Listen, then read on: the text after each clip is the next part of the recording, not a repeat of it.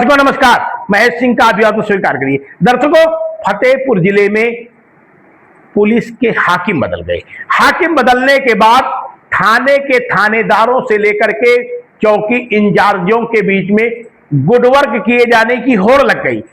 24 घंटे 48 घंटे में इस तरीके से गुडवर्क हो रहा है कि लगता है कि फतेहपुर की जिले की पुलिस पूरे तरीके से सुस्त पड़ी थी और नए कप्तान के आने के बाद पुलिस ने अपनी सुस्ती को समाप्त कर दिया है। वांछित अभियुक्तों की गिरफ्तारी को लेकर के अभियान चलाया जा रहा है। किसी न किसी तरीके से पुलिस आला अफसरों की नजरों में थाने के थानेदार चढ़े रहें, बने रहें, अपनी कार्यशैली को बेहतर ढंग से साबित कर पाए, इसको लेकर के अब थानेदारों के बीच में होड़ लगी हुई है। दरअसल आपको बता दें कि पिछले काफी समय से फतेहपुर जिले में जो पुलिस का माहौल था, उस पुलिस के माहौल में बहुत कुछ बदला नहीं है, लेकिन अब नए हाकिम के आने के बाद ऐसा लगता है कि थाने के थानेदारों की नब्ज हाकिम स्वयं नए सिरे से टटोल रहे हैं।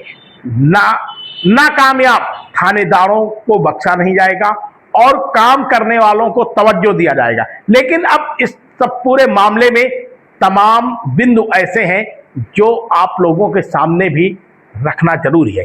दरअसल में पुलिस के जो भी उच्चाधिकारी हैं या फिर शासन हो या फिर सत्ता, सबका एक ही फार्मूला होता है कि थाने आए फरियादियों से पुलिस का बेहतर संवाद हो, फरियादियों से बेहतर बातचीत हो और पुलिस का जो निचले स्तर का महकमा है उसके बीच में एक बेहतर संवाद हो और व्यवहारिकता की छवि पर पुलिस समाज का आईना एकदम साफ हो। लेकिन दर्शकों, आपको बता दें कि फतेहपुर जिले का कल्चर काफी दिनों से बदला हुआ है। ये पिछले 2 वर्षों से ऐसा माहौल लोगों को मिला है कि थाने आए फरियादी को तमाम तरीके के नियम बताए जाते हैं, उसे कानून बताया जाता है, लेकिन इसी जगह यदि सेटिंग की बात की जाए, सेटिंग वाले फरियादी जो होते हैं उनके लिए किसी तरीके की कोई नियम भी नहीं होते, कोई कायदे भी नहीं होते। अब सबसे खास बात यह है कि सीयूजी नंबर भी थाने के थानेदारों का नहीं उठता है। पीड़ितों के द्वारा थाने के थानेदारों को फोन किया जाता है, फोन नहीं उठता तो मजबूरन उन्हें हाकिम के नंबर पे फोन करना पड़ता है, 112 में भी फोन करना पड़ता है। तो तमाम सवाल हैं जिनके जवाब भी लोगों के बीच में उमड़ रहे हैं। क्या इन सवालों का जवाब भी फतेहपुर की पब्लिक को मिल पाएगा?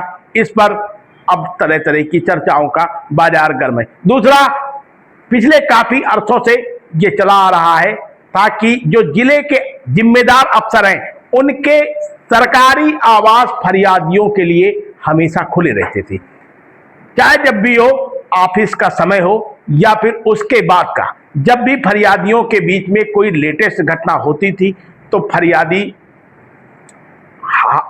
की फरियाद जब थाने के थानेदार नहीं सुनते थे तो सीधे सीधे अफसरों की चौखट में जाते थे, अफसरों के सरकारी आवास में जाते थे और वहां पर एक सिस्टम यानी जो पुलिस का चैनल होता है उस चैनल के तहत जिले के उच्चाधिकारियों के बीच में अपनी बात कहते थे। लेकिन 2 वर्षों से ऐसा समय व्यतीत हुआ, ऐसा समय चला और ऐसा समय का चक्र चला कि उच्चाधिकारियों के सरकारी आवास बंद हो गए।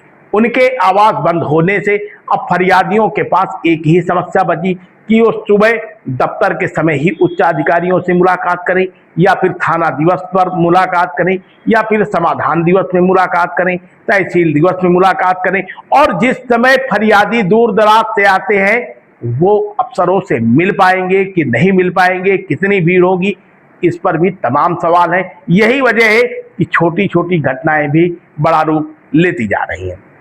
दर्शकों, आपको बताएं कि पुलिस की कार्यशैली में जिस तरीके से बदलाव आया है उससे पब्लिक के बीच में इसे एक बेहतर मैसेंजर का रूप नहीं दिया जा सकता है।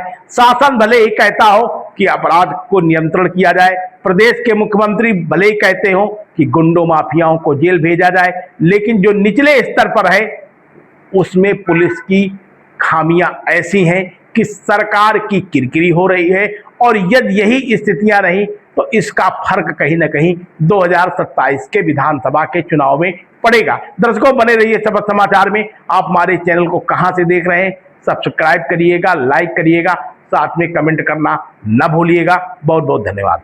आप देख रहे हैं शपथ समाचार।